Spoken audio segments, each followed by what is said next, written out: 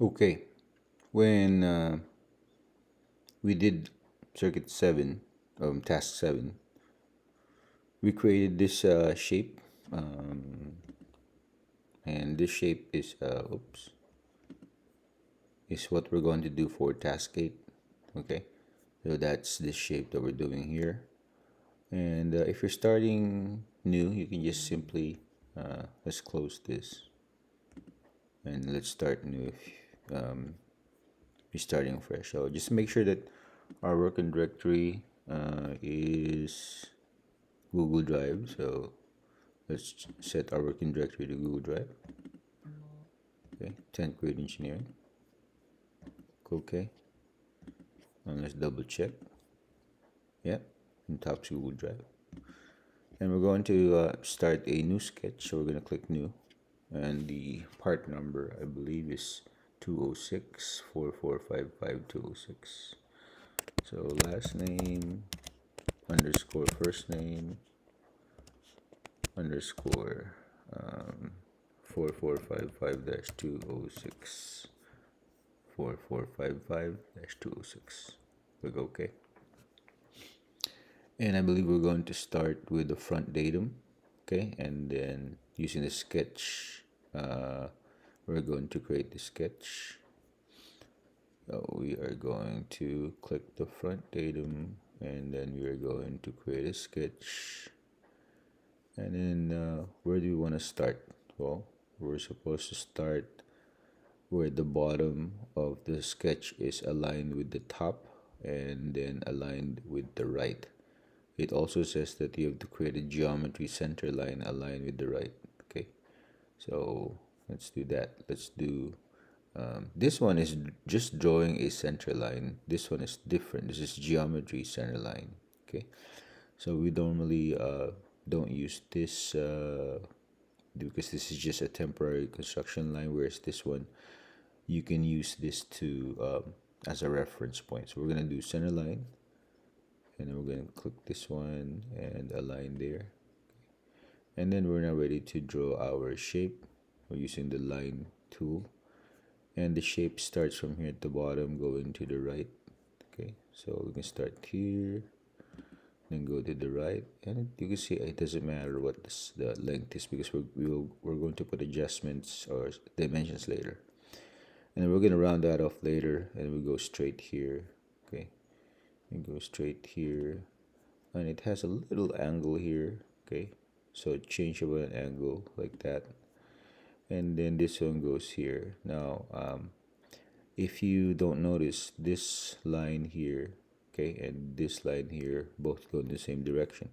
So if you wanted this second line to go to the same direction, this one, you simply wait for the symbol parallel to appear. So the parallel symbol is that blue line with two lines going in the same direction, so that's parallel. But if you happen to not get that and you simply click this, you can fix that later. Okay, so we'll fix that later. And then we wanted the rounded edge here, and so we can stop and we can do arc, and then we can go here, click here, and then click here, and then drag your mouse. But you don't want to bulge it like that, so you wanted to wait until the tangent symbol appears, and if it doesn't, we can fix that later. Certainly fix that later, so let's just do that. Okay, and then press middle mouse to stop the arc command. Okay, so first thing that we're going to do is let us make these two lines here and here parallel. So I go to my constraint and I find parallel, click on that one, and I simply click on this first one because I want this to be copied, and I click this second one. Okay, so now they're parallel, but this one is locked into place here, so maybe I should use the select tool and then change the angle of this one. Nope, it's already set to vertical. Let's try to remove that by undoing. Okay, I don't want this, so I don't want it to be vertical, so highlight on that one, and then right click long, and then we're going to delete the constraint. Orientation select. Okay, did I select the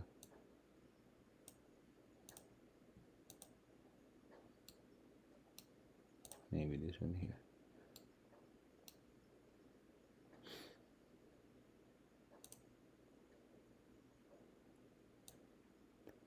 Just lock into.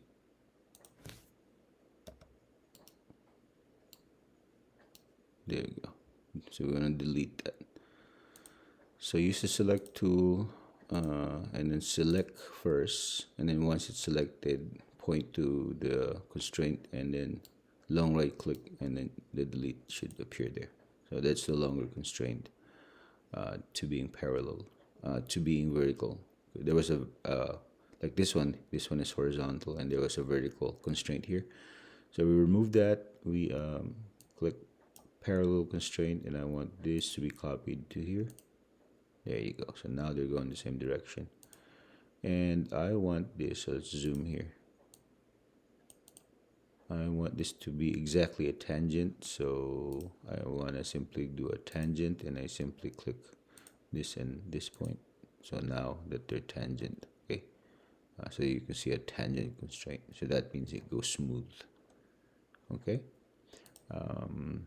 We're gonna round this